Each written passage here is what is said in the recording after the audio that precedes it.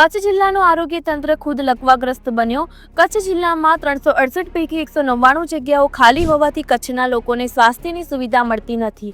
અનેક નિષ્ણાત ડોક્ટરોની પણ જગ્યાઓ ખાલી હોવાથી કચ્છ જિલ્લામાં બીમાર પડતા લોકોને ખાનગીમાં સારવાર લેવી પડે છે અને મફતમાં મળતી સુવિધાઓને બદલે લાખો રૂપિયા ખર્ચ કરીને પોતાની સારવાર કરાવવી પડે છે।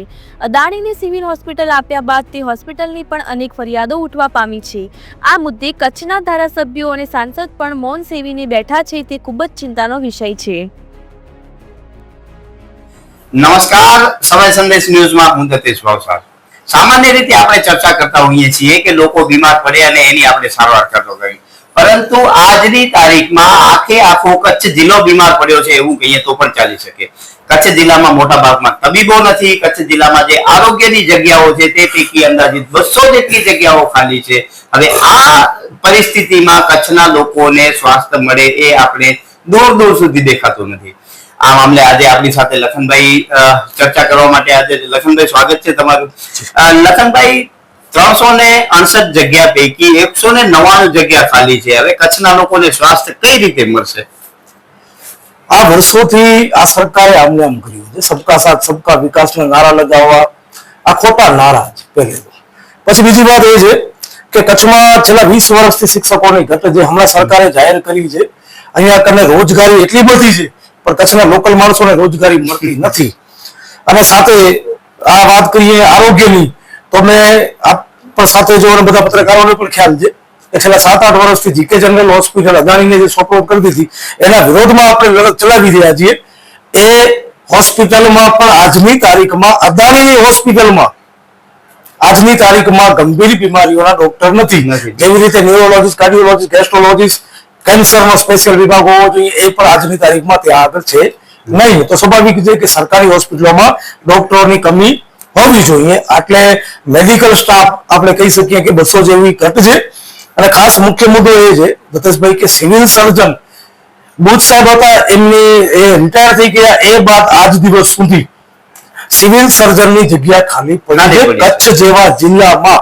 કચ્છને પૂર્વ અને પશ્ચિમ બે લાગુ પડે છે છતાંય પણ, એટલે બહુ ગંભીર પ્રશ્ન છે। અને મારી વિનંતી છે કચ્છ વહીવટી તંત્રને, કલેક્ટર શ્રીને અને કચ્છના સાંસદ શ્રીને કે ભાઈ વહેલી તકે સિવિલ સર્જન અને તમામ જે CHC સેન્ટરો છે ત્યાં આગળ જે ખૂટતા ડોક્ટરો છે એમની તાત્કાલિક ધોરણે ભરતી કરાવવામાં આવે। અને ખાસ કરીને ગાયનેક વિભાગમાં, કારણ કે ડિલિવરી કરાવવા માટે ત્યાં કને બહેનો ક્યાં જશે?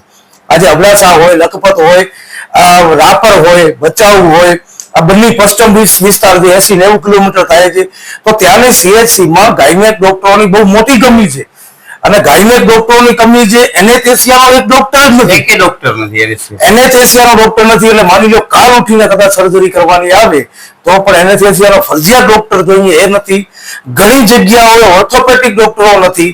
તો આ તમામ ડોક્ટરોની CHC સેન્ટરમાં જે લાગુ પડે છે 40-50 જણાનો ડોક્ટરો સહિતનો જે સ્ટાફ છે એ હોવો જોઈએ, પણ એ સ્ટાફ આજની તારીખમાં નથી। તો કચ્છ કલેક્ટર શ્રીને, કચ્છના સાંસદ શ્રીને મારી વિનંતી છે કે તાત્કાલિક ધોરણે આ કમીઓ પૂરી કરવામાં આવે। અને અહીંયા આગળ જે સિવિલ સર્જન બેસે છે, જેમને ચાર્જ આપવામાં આવ્યો છે મહિનામાં, અઠવાડિયામાં માત્ર ને માત્ર 1 દિવસ અથવા 2 દિવસ આવે છે, અને ત્યાં કને પણ પૂર્ણ પેશન્ટને જીકે જનરલ હોસ્પિટલમાં આવા મસ્ત મોટા બિલ બને છે, 15-20 હજાર રૂપિયાના બિલ બને છે, જે બજારો પાસે BPL કાર્ડ નથી અને ચૂકવી શકે એ પોઝિશનમાં નથી। મને ઘણી વખત ફોન આવતા હોય છે, તો એમને જે પુઅર ફ્રીની સાઇન કરવાની હોય તો શું એ જેમને ચાર્જ મળ્યો છે માંડવીથી જ્યારે આવે ત્યારે સાઇન કરાવે?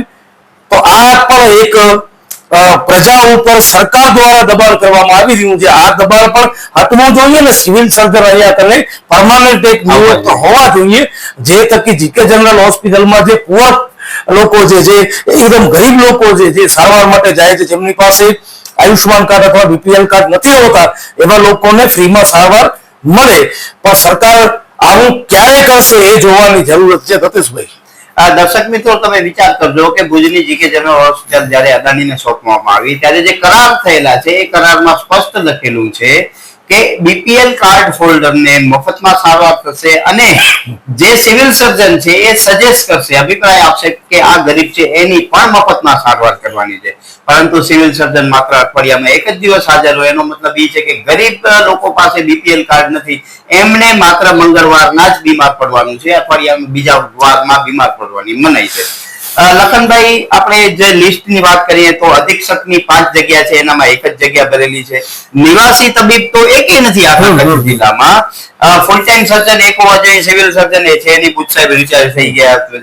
પેથોલોજીસ્ટની 50% જગ્યા ખાલી છે, ઓર્થોપેડિકની 90% જગ્યા ખાલી છે, રેડિયોલોજીસ્ટની 50% જગ્યા ખાલી છે, બાળ રોગ નિષ્ણાંતની 50% જગ્યા ખાલી છે, ગાયનેકની 50% જગ્યા ખાલી છે. એનેસ્થેસિયા તો એકેય નથી, લખનભાઈએ જેમ કીધું એમ. ઈએનટી સર્જન 3 પૈકી 1 એટલે 66% જગ્યા ખાલી છે. જનરલ સર્જન 0, 5 જગ્યા નિયુક્ત કરેલી છે, એમાં 0 છે.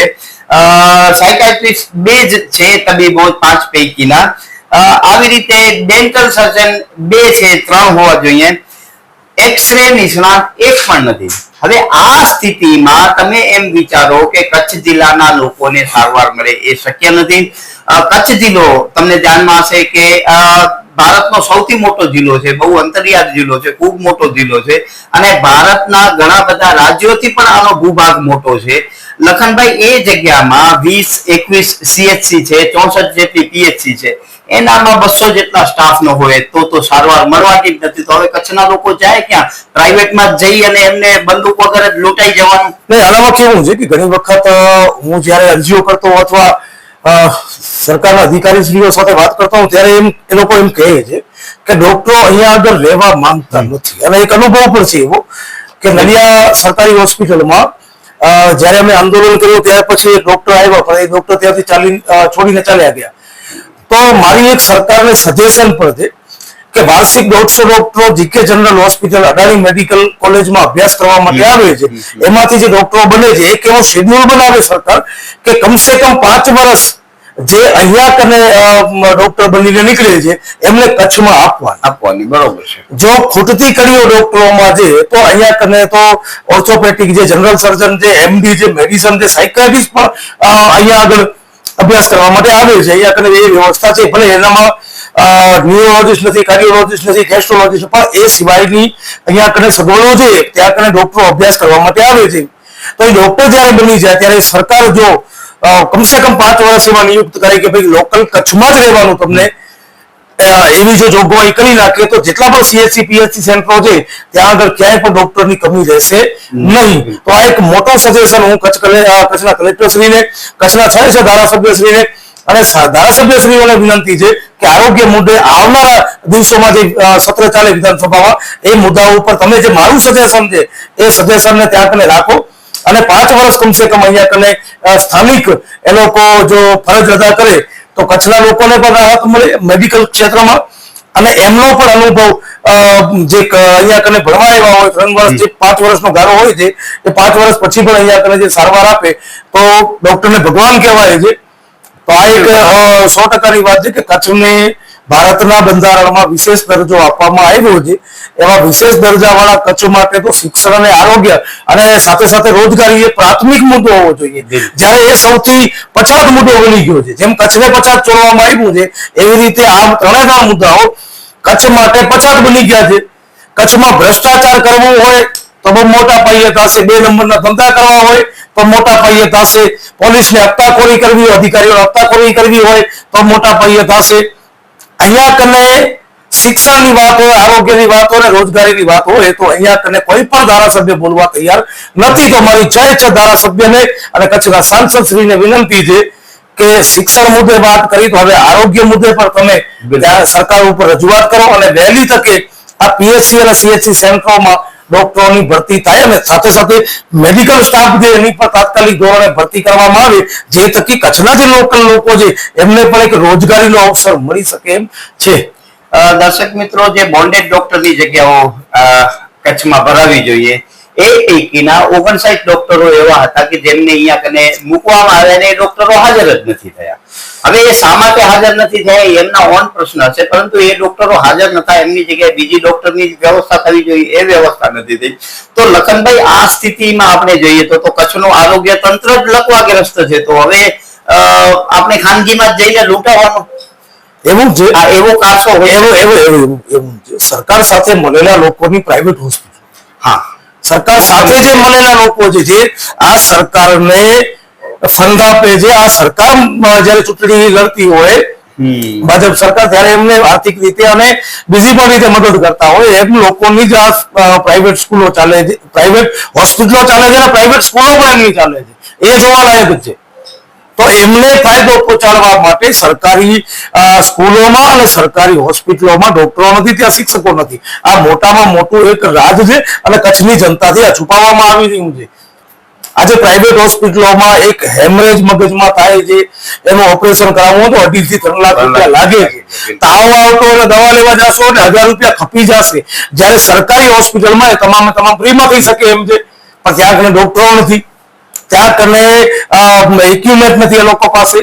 અને સરકાર જાણી જોઈને એમ કરે છે. માટે મારી વિનંતી હું વારે ઘડીએ કચ્છના જનપ્રતિનિધિઓને શું કામ કહેતો હોઉં છું કે તમે આ મુદ્દાઓને ઉપાડો, અન્યથા 2024માં આ જે જનતા 2027માં આ જે જનતા જે તમને 110% પરિણામ એનું આપશે, આ સરકારને આપવાની છે.